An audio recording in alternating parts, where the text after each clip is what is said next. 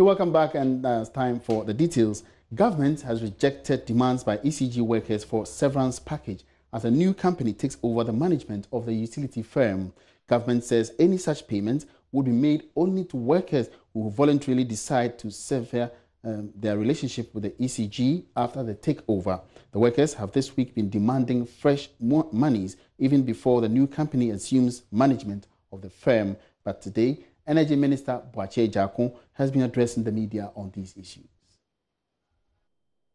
If you decide to leave ECG, then you will be paid your severance. But you should not have the expectation or guarantee that the new company will take you on. You have made a decision to sever your relations with ECG, and it should not put you in the faithful expectation that going forward you have a job with. So it is open.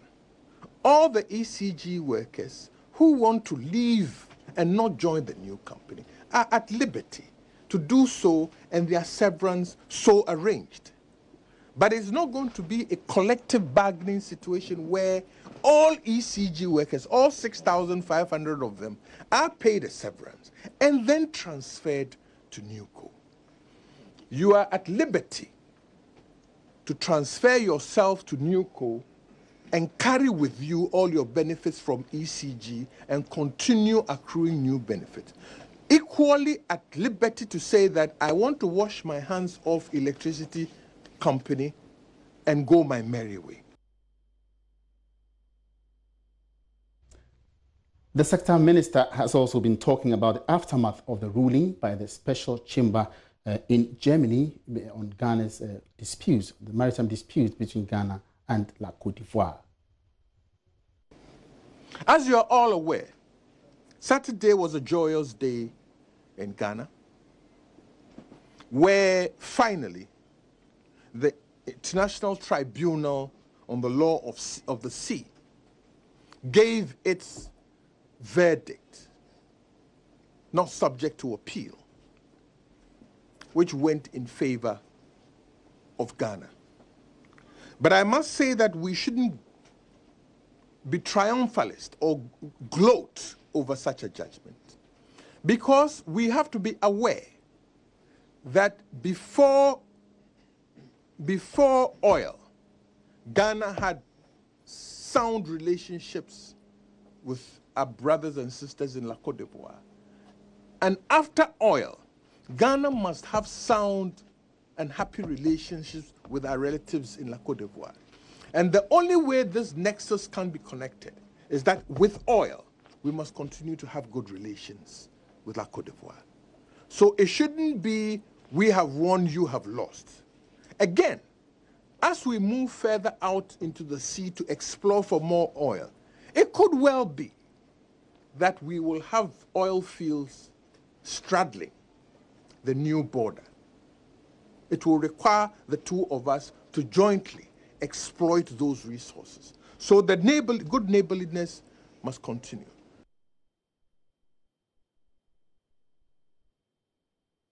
And that was the Energy Minister, Boakye Agyarko. Still staying with the energy sector, some energy experts are pushing for the privatization or listing of the GNPC on the Ghana Stock Exchange to reduce government's hold on the company. This follows recent allegations by some civil society groups that the GNPC paid for the over $3 million cost of the maritime boundary dispute with the Ivory Coast. There have also been several reports in the past about government borrowing from the corporation without paying back. But Director at the Africa Center for Energy Policy, Ben Boakye, tells Joy Business going this way can help deal with such problems. The same government, the same minister that controls the finances of GNPC. So the cycle can only be broken when there is that injection of private interest into the business of the corporation, and ensure that they are truly accountable to the public through Parliament. Even when Parliament approves their program of activity and they don't follow it, I mean, there isn't that greater focus on why they didn't follow it, but the focus shifts to the next program, and they will always get the approval once government wants them to get it. So first things first, let us ensure that we have a corporation that doesn't yield to the dictates of government, but can function as any serious business entity functions in the sector. Thank you. Now, all business transactions in the country are expected to be digitized in the coming months. This is according to the Deputy Finance Minister, Charles Edu Boahen, who has revealed plans by the Finance Ministry to liaise with development partners like the United Nations Capital Development Fund, UNCDF, to fast-track government's resolve to ensuring a cashless economy.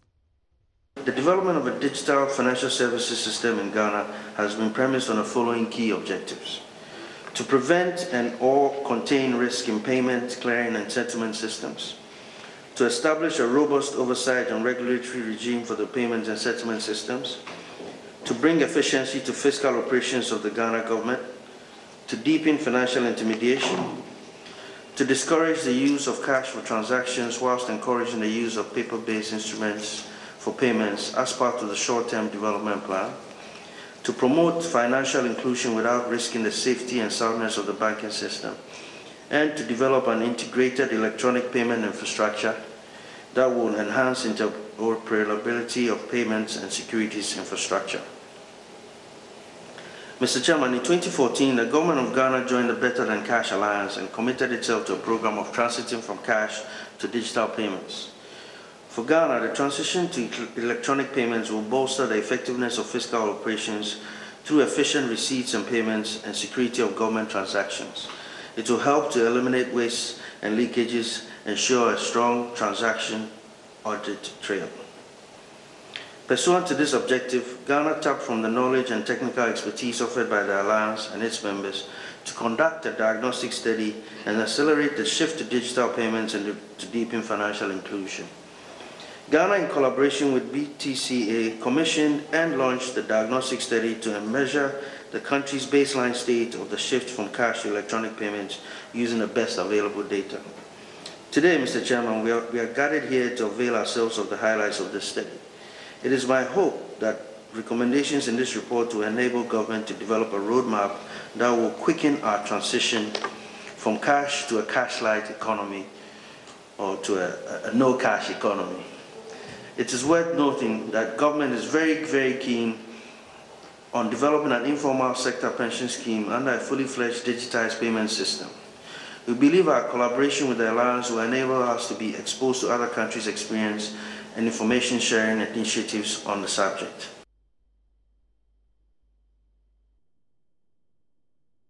Meanwhile, a survey by the Better Than Cash Alliance, a global partnership of governments that accelerates the transition from cash to digital payments, has commended government for its resolve to advancing the move to ensure a cashless economy. She was speaking at the launch of an executive summary on the state of digital payments in Ghana. Change isn't easy, as we all know. It takes commitment because it's not going to happen overnight, as many of our members know. And so my message to you is to continue the great work that you've begun, as we've seen from this baseline study. You've got real momentum going at the government level, but also through these terrific group of people here who are all committed to building an inclusive digital financial ecosystem. So congratulations and keep up the great work. We're going to be working together today to see what actions need to be taken to continue that work. There will be continued rapid innovation in digital payments. It's not slowing down. We at the Better Than Cash Alliance have members globally, and we document the changes that are happening, as many of the case studies that you've read, and for example, the research that has been done today. Incredible changes that are not slowing down, because digital payments have the potential to create an inclusive economy. This is live on the marketplace. Now, moving on, the total value of goods and services produced in the country ending June this year witnessed its biggest growth in a long while. Figures released today by the Ghana Statistical Service puts growth rate at 9%. Now, George Riafi was at the service, the Office of the Statistical Service, for the briefing with the media and has joined me here to explain some more on these figures. Now, George, tell me, I hear in one breath 9%, another 2%. Which is which? The statisticians always love to play with their numbers, and that is what they do always. But for us outside, it could be a big challenge for us. Now, let's look at the year on year. And basically, what they are capturing here is the value of total goods produced in the economy. So for ending June 2016, fast forward that to June 2017, the value of economic activities that have taken place compared to that period for last year, we have seen a growth of 9%. Okay. Now let's look at what they'll call the quarter on quarter. These numbers were up to June this year. So if you compare the growth that we recorded in the first quarter of this year, that forwarded to the second quarter of this year, then you've seen, or we recorded, a 2% growth in terms of GDP.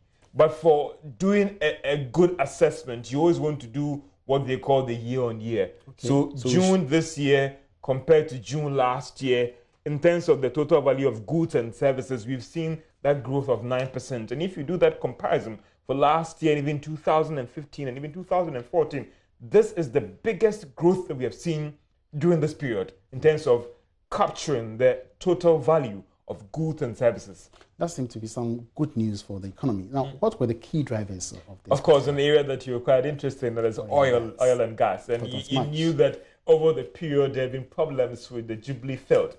But if you talk about mining and quarrying and oil and gas, for instance, recorded almost 200% jump in terms of its contribution to the economy. And so that is why we've seen this huge leap, and it means that the economy might be expanded. So does that really mean that we have to step up oil and gas production to actually witness some more growth? Well, then you bring the ideology argument here. Some people would argue that whether this growth is inclusive or whether this growth actually brings real impact on the economy. Yes, of course, it means that a lot of things are happening in the economy. Oil is doing so well, and if production really picks up, it also shoots up activities in the economy. And therefore, it means that the more we produce, then you will talk about the eight-loss ruling and also the impact it means. It means that production is going to shoot up, and it means that the economy is going to expand with respect to the contribution of this activity in terms of production of oil and gas, we are saying. Now, did you get to speak with any authorities on these issues? That you the service, they spoke about it, and they gave their views on it and giving the reasons for what has accounted for this. Also, they argue that, I asked them the question that, okay, so are we going to see this trend continue? Well, the response of the director of the statistical service, or the acting statistician at the Ghana Statistical Service, Dr. Abawadi, was that would largely depend on government's policies. So if these policies are pro-growth policies, then indeed this expansion would be sustained, we are saying. So what is the way forward for the broader economy as a whole? What should government be doing now? It's a mixed thing, and I know one thing that people would also want to look at is the real impact of this on the economy. And one thing that has always been an issue has to do with the public debt and the fact that our debt numbers are growing, and it has implications on your economy. Because everybody, when they do these debt sustainability analysis, they want to look at the fact that, are you growing enough assets as a country? Are you building up enough assets that you can fall on to pay your debts? And obviously, this will have an impact on our debt-GDP ratio. It means that the economy is expanding. It means that you are building up more assets. That would have an implication on your debt-GDP ratio. So if somebody is lending to you, he knows that you have built enough assets that you can fall on to actually help deal with these debts. Also, one would want to look at the fact that then also exposes some serious shortfalls. Because if indeed your economy is expanding, and then there are concerns about our revenue to GDP, so it means that the economy is bigger than what we thought. But are you collecting enough taxes to, in terms of, get out of all these economic activities that are taking place in the economy? So it means that we have to up our game, Yafe. If you are saying that we are growing more than what we thought, it means that government also has to up their game in terms of collecting the required taxes from all these economic activities that are taking place in the economy. Otherwise, it means that we are growing is good news, but we're also not raising enough revenue or taxes from these activities that are taking place in the economy. All right, thank you very much. Thank you so much, Yafe. Time, and look forward to getting more on this particular issue. George Yafe bringing us up to speed with new GDP figures announced by the Ghana Statistical Service, which stands now year-on-year 9% growth rate. It's now time to take a breather for investment tip. All right, so let's go on before we bring you an investment tip. And still in the bulletin, the Microcredit Association of Ghana is calling on government to provide tax reliefs for operators in the microfinance sector. Early this year, government abolished almost 10 different taxes from various sectors of the economy, but the association is worried too much taxes in the sector affect their operations. Institutions in the sector believe reliefs and tax holidays will reduce the charges on loans and enhance their operations. Regina Kumi is board chairperson of the association. But on the level of the association, we are also looking at pushing the government to come in and also do, because I think this is the first time they've tried to do some reliefs. So we have put together a paper that we also want to present to the government for him to look at these tax holidays and tax reliefs also for the sector of microfinance. Specifically, what kind of reliefs or subsidies do you want? You know, when it comes to the rural areas, sometimes with new people, like new institutions trying to operate, they have a number of years that they don't pay anything. So we are also looking at something around that ball, that if a new person gets into the industry and is trying to support the remotest and the rural area, they should be given a tax relief for a period so that they can be strong before they are asked to pay taxes. Okay. You know, when it comes to the rural bank, for instance, they've been given something like tax holidays and other things. But the microfinance sector that we are even moving into the rural, the remote areas and supporting them, we are not given any tax relief or anything. So I feel that is why you look in my speech, I said that if any government says he wants to build a very resilient economy, a robust one, and you don't support the microfinance sector, I don't think you can achieve it. Because, for instance, this is the sector targeting the rural folks. And let me tell you, if you go on the field and do analysis, you realize that we are disbursing to these rural folks at a very high interest rate. We shouldn't be so.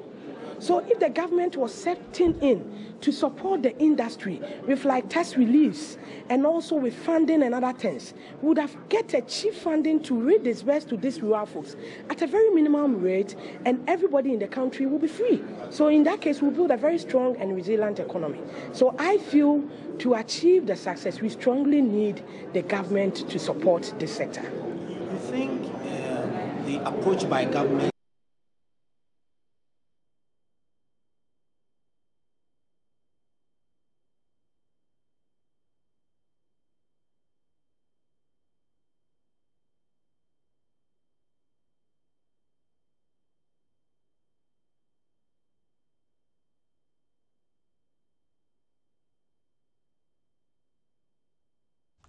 And back in Accra, traveling around the city, the Joy Business Van has encountered very promising Ghanaian businesses whose potential can be further developed should they be supported. Today's edition of the Joy Business Van comes to you from the just-ended Joy Prime Made in Ghana Fair, where we engaged some entrepreneurs to learn about how they are keeping up with the markets. Here's a bit of what to expect. Harrison Ajiman, Eo Date, Deborah Ednam. 3 entrepreneurs who caught our attention at the Joy Prime Made in Ghana Fair.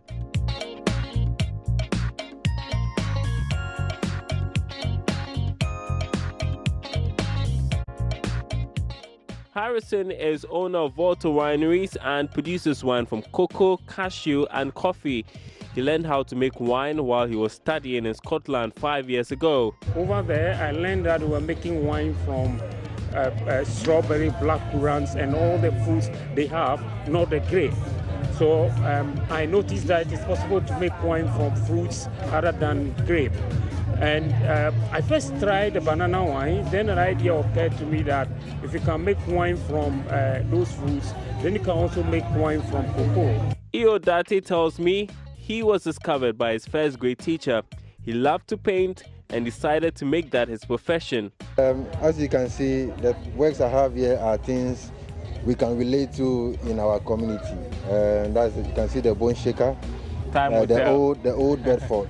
Okay. And most of the inscriptions you see on them are the stories of the drivers that they want to express. And so they just put it in the phrase. As you can see, why worry? No pain, no gain, time will tell. Deborah, well, she transformed a hobby to what has become Weya Africa, a promising fashion accessories brand. Those days I used bamboo, and I realized people love them, especially my mom. She loved them, and people, although I don't sell them, by the way people looked at them, there was one man who advised me, why don't I go into this beading, because I'm really good. All right, so join Business Live this evening at 5 p.m. for the full report. Now, the International Community Union, International Communication Union, ITU, says about 4 billion people around the world lack access to ICT. The ITU is urging countries, especially in Africa, to work hard to fix this challenge. So what is Ghana's strategy in getting more than 80% of its population hooked onto ICT? Director General of the National Information Technology Agency, Jeffrey Kunedu-Addo, has been speaking to Adom FM's editor Samuel Doona at the ITU conference currently going on in South Korea. I do believe that one little boy sitting somewhere in a village in Ghana, be it the northern part of Ghana, in the Afram Plains, wherever it is, has that brilliant idea that one day will become the success story of our time. But if this boy or girl is not connected, we can never get there. We at NITA have the infrastructure of government in our bosom, taking care of it. And it's as part of our effort to make sure that, first of all, we service government and also make the infrastructure available for the private sector to take advantage of it so that they can go into where people are not connected and offer services cheap enough for the people in especially rural areas to be able to have access to connectivity. Government is putting a lot of measures in place, among others connecting schools. Because most of these rural schools, if they are connected, you will see that the population in the villages or in the communities will take advantage of the school's connectivity and possibly have an internet cafe or something that people can go there and have access to the internet. So these efforts that are being made by government will help propel this connectivity drive to make sure that our people have access to the internet. Okay. So from NITA's place, what are the infrastructure that you are actually putting in place? Can you share with us what kind of infrastructure you've put in place so far to ensure that the connectivity is made possible? Well, today, the government has the National Data Center, which is the hub or the engine room where everything terminates. And apart from that, we have a fiber backbone that stretches all the way from Accra National Data Center all the way to Boku, passing through the Eastern Corridor, along the Volta region, all the way to Boku. Time now for an investment tip courtesy Daffin Finance. Investment Tips is brought to you by Daffin Finance, deposits, investments, borrowings, and advisory. Some considerations.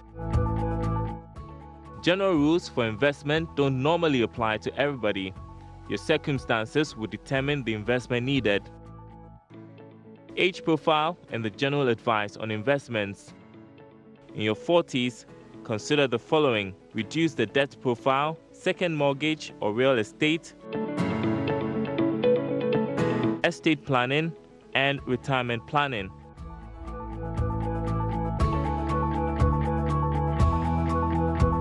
Investment Tips was brought to you by Daffin Finance, deposits, investments, borrowings, and advisory.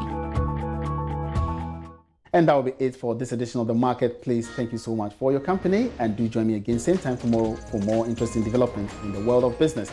My name is Emmanuel Abuaji Biafi. Have a good afternoon.